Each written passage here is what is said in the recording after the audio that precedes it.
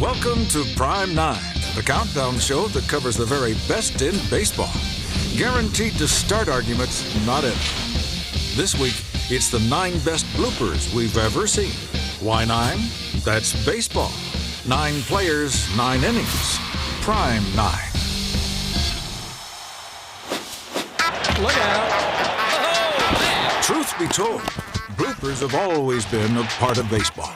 Heck, Hall of Fame manager John McGraw might have once busted every button on his uniform arguing a call, but there's just no visual record. So our top 9 bloopers all hail from the video era, starting in the late 70s. Oh, boy, it's coming along.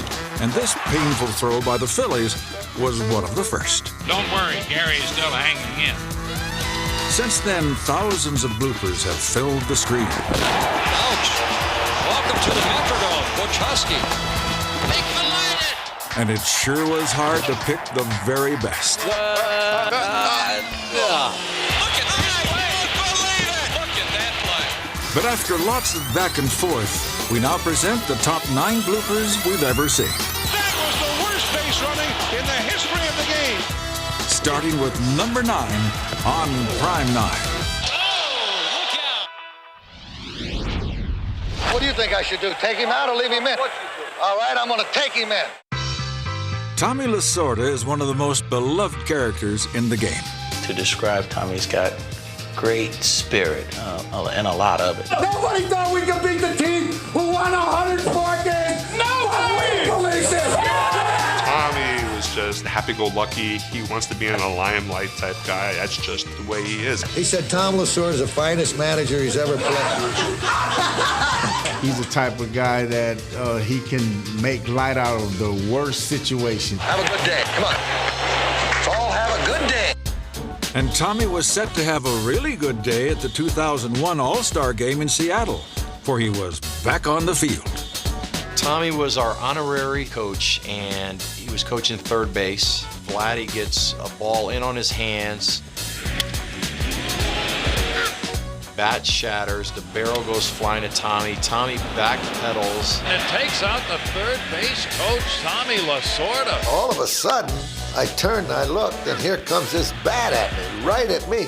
This whole big stadium. The bat came to me, hit me in the chest, and I flipped back. Tries to do backwards cartwheel, somersault. I have no idea what he was trying to do. His score, he gets a 9-8 for this. It's kind of funny that he's out there staggering around on that bat. It almost looked like it was chasing him. Why do I keep thinking Humpty Dumpty here? Had a great fall. There was dead silence in that stadium. And then when I jumped up, that's when they all stood up and gave me a standing ovation because they were so happy that I was okay. Tommy saying, I'm all right. Of course I'm all right. He said he was okay, then guys on the team proceeded to try to throw catcher's gear at him. Barry Bonds is taking out a chest protector for Tommy. That's good. Tommy chooses not to wear the additional clothing. You know, everybody was trying to keep from laughing, but it was so funny that you couldn't help it. And, you know, he was a great sport about it. One comical moment to remember here in Seattle. Steve Lyons spent 9 seasons in the majors. And during that time, he played all 9 positions. It looks like Steve Lyons is going to get the opportunity to catch. Lyons comes in and makes a spectacular diving catch. The 1-2 pitch. He struck him out. But although Steve wore many hats, he's best known today for losing his pants. Stevie dives in and beats it. Good effort by Steve Lyons. You know, I got up and they called me safe, but I was really out. And so Petrie and the umpire were arguing, and I got so in tune to the argument, I literally forgot where I was standing. And I could feel all this dirt running down the inside of my pants because I had slid head first. Did you see that? He's going to get the dirt out, and all of a sudden he unbuckled his pants and they fell down. For me, I think it was normal. Coming from him, like like funny thing. I didn't realize how low the pants was. Watching in the TV a lot of time. He forgot where he was. He had a brain cramp. And I just brain cramped and did it right there. It was not my finest moment. Yeah, poor Steve Lyons. Plays in the major leagues, has a great career as a broadcaster, and everybody always wants to talk about him dropping his pants. But it was a classic moment. The kind of thing that a 9-year-old kid would do in a Little League game and not think about where he is. I'm standing out there in front of, 30,000 people with my pants down around my ankles. I've You know, I've had to live with this for like 10 years now, and people think it's easy, but it's not.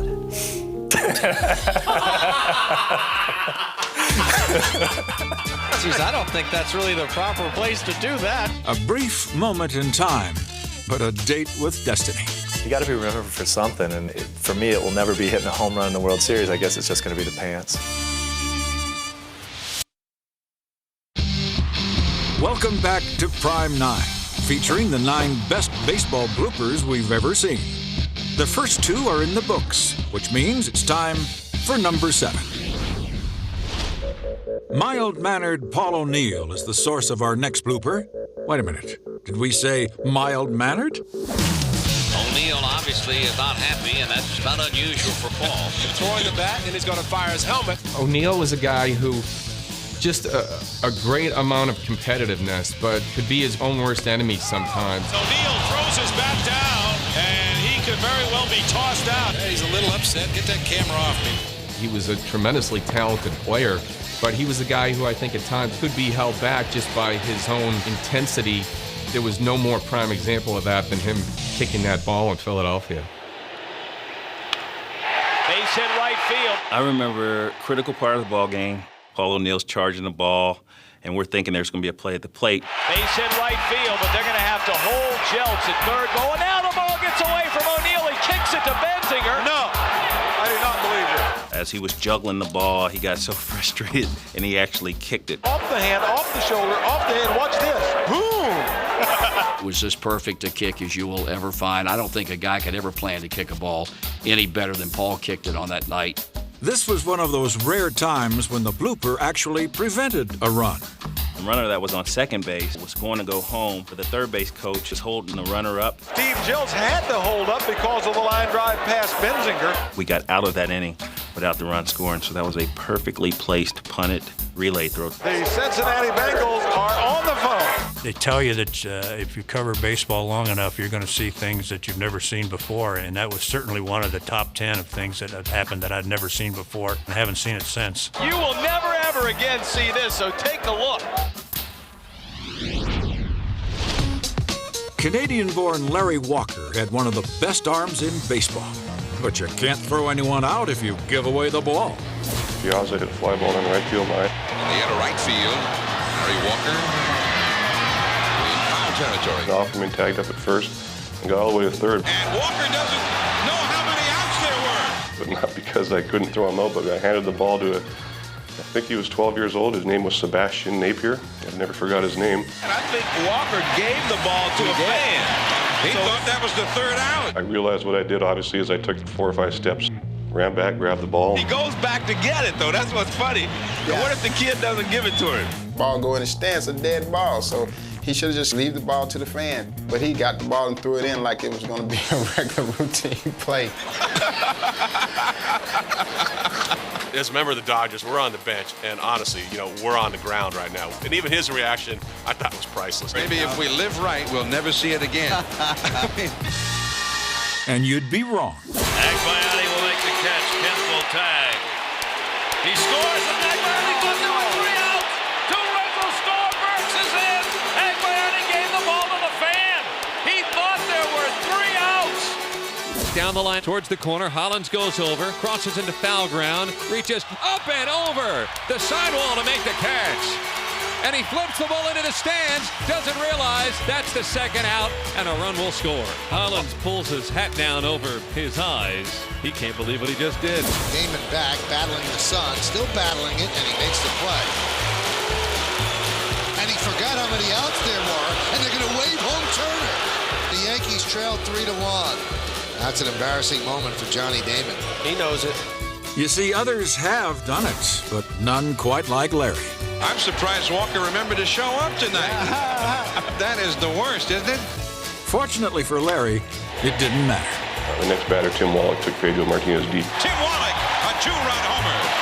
4-0 Dodgers. So he would have scored from first just as easy. I think every player forgets at certain times how many outs there are. And over 162 games, you're lying if you said it didn't happen to you.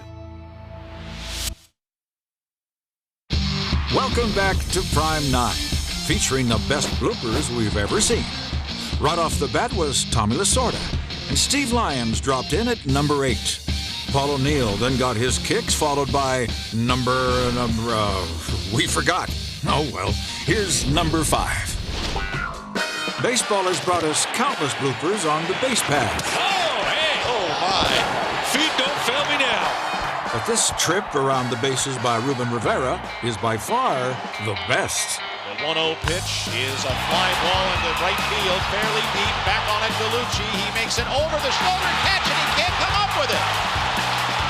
And Rivera is hung up at second. Grissom is right behind him. The throw to third goes off of Cintron's glove. And ricochets back to second. Womack's through to the plate on Rivera. He is out at the plate.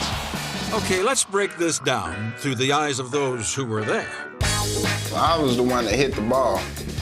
Grissom to right center field. And I seen that the right fielder was kind of misplaying the ball. Ruben, he did not see the guy drop the ball, and he just took off and he touched second base, and the coach telling him to come back, and I'm telling him to keep going. Rivera is hung up at second. Grissom is right behind him. It was like he was running a suicide drill. You run forward 30 feet, you run backward 30 feet, back and forth, back and forth. And now Rivera forgot to go to third. So now he gets to third base, and all of a sudden, the guy missed the ball again.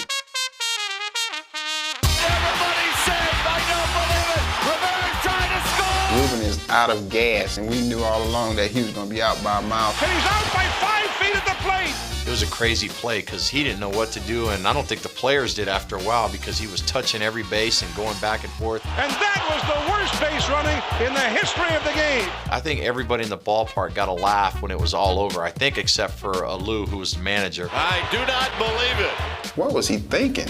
Head wasn't in the game. He got totally lost and confused out there. It's easy to laugh at it at the time, but if players were really honest, they would tell you that they've all been in that situation at some level in their career, whether it's high school or college or minor leagues, or in Ruben's case, in the big leagues on a big stage where everybody in the world got to laugh at it. Butch Husky could sure put some hurt on a baseball. Oh, a grand slam home run. What a shot by Butch Husky. But it was the hurtin' Butch put on himself during Futuristic Uniform Day that made him prime material for this show. Deep to left field. This ball's got some carry. This ball. And Butch Husky just ran right into the wall. Butch Husky did not stop at all going after this ball. He was tracking the ball. He thought he had a good beat on it. When he turned around to kind of find out where the wall was, it was like right there. Ouch. He face planted into the wall. It was hilarious. Welcome to the Metrodome, Butch Husky. Yeah, Butch gave it the old with the college try, and boy, he got splattered. He went chest and face first right into the wall. The crowd just kind of went silent. He hit the wall on the run, square. I mean, as hard as you can hit the wall. And that thing doesn't move. It's not very generous, that left field wall. All the teeth are there, we think. So we were hoping that he was okay, but when he sat up, he smiled a little bit. He was talking to the trainers, and after that, everybody started cracking up. He's all right, thankfully. Boy, it's a good thing that there's padding out there. The next day, we were going out to take BP, and they drew a outline of him tattooing the wall. Everybody, when we went out to batting practice the next day, stopped and had a great chuckle at that. To be fair to Butch, his faceplant blooper was the result of pure hustle. You know, I give him credit. As a pitcher, I want my guys to go out and go after that ball like you can catch it. Butch thought he could catch it.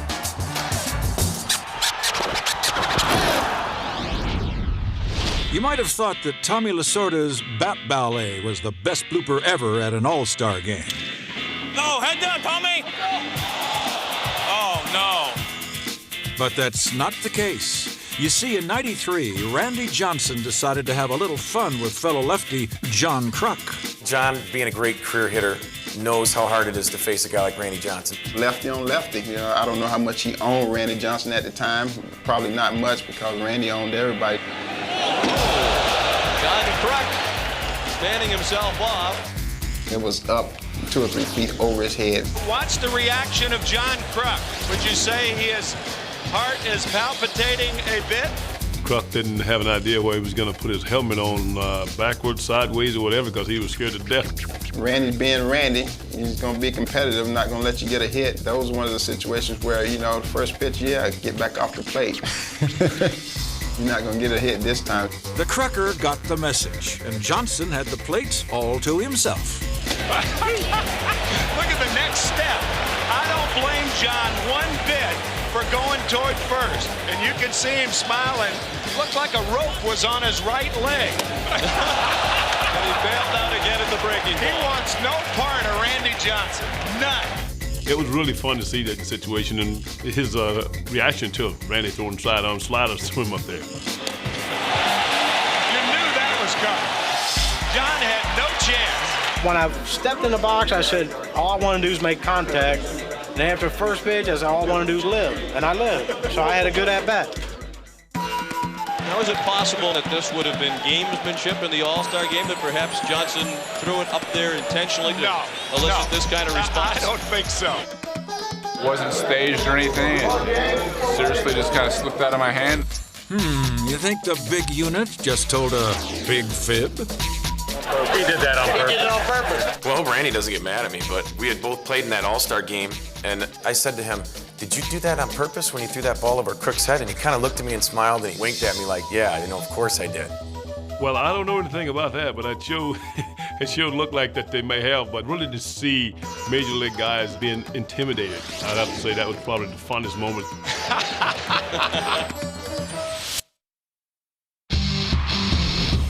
We now return to Prime 9, where this week we're featuring the best bloopers that we've ever seen. Bats, balls, pants, and walls. A classic blooper can happen at any time, any place. So now it's time for number 1 and 2, the best bloopers ever uncovered on tape. We begin with number 2. Al Roboski was called the Mad Hungarian for a reason. I always had a little bit of an uncontrollable temper. Al was the type that would always go behind the mound, and then he would jump up and come back around. There he is, the Mad Hungarian at work, ladies and gentlemen. Look at that. I was called a lot of names, and I earned most of them. Al Roboski, one of the most colorful relief pitchers in the game. The long hair, the Fu Manchu. I wanted a hitter to go up there and say, this guy's crazy. I better be careful against him. But in May of 1980, it wasn't a hitter that Al took on, but the man in blue behind the plate. Bob Engel was the home plate umpire, and he threw a ball out to me. And this one just felt like a grapefruit. So Al asked for another ball. But when it looked like he was going to throw that one back too, Engel began to empty his pockets, and that's when things went downhill. I rolled my ball into him. He took a ball, rolled it back out to me, and then I stood on the mound and was not going to pick up either ball. Jerry Royster, my second baseman, came over, handed a ball to me, and I looked at it, scratched it on the mound, and I threw it over towards the Dodger dugout. Finally got a ball that I accepted. I throw the ball. It was ball 3, but Reggie goes to first base. So now I got to go to Bob Engel. I don't know if he's upset or mad or what. And I said, Bob, that's only ball 3. And his return to me was, how would I know? You had balls all over the place. So they went into the visiting dugout, and the official score said it was 3-2. Reggie proceeded to come back to home plate, expecting a 200-mile-an-hour fastball. He was ready for it, and I threw a hanging forkball. He about fell down, strike 3 at the end of the inning. I got into the clubhouse and I heard Vince Scully say, you know, a relief pitcher has to enter a game at a certain criteria in order to be credited with a save, and Roboski didn't qualify, but he saved this game from being boring. In the hallowed history of bloopers, many have had a laughable, lasting impact.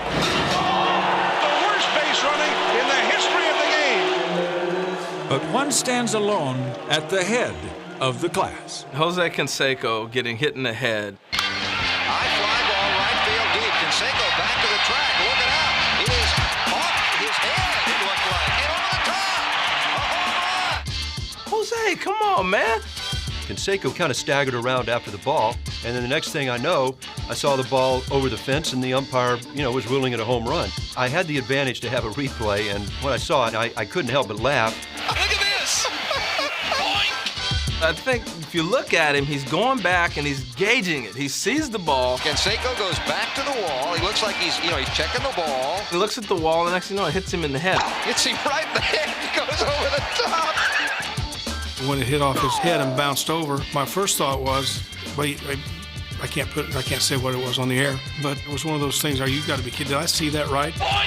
The thing that I chuckled about is he almost looked at the other outfielder like, that ball didn't really hit me in the head. I was going to try and give him the benefit of the doubt. I said, Jose, did that hit you on the head? And he goes, no, it deflected off my glove. It hit Canseco in the head. And I fell out right then. I just started laughing. David Hall's laughing out there.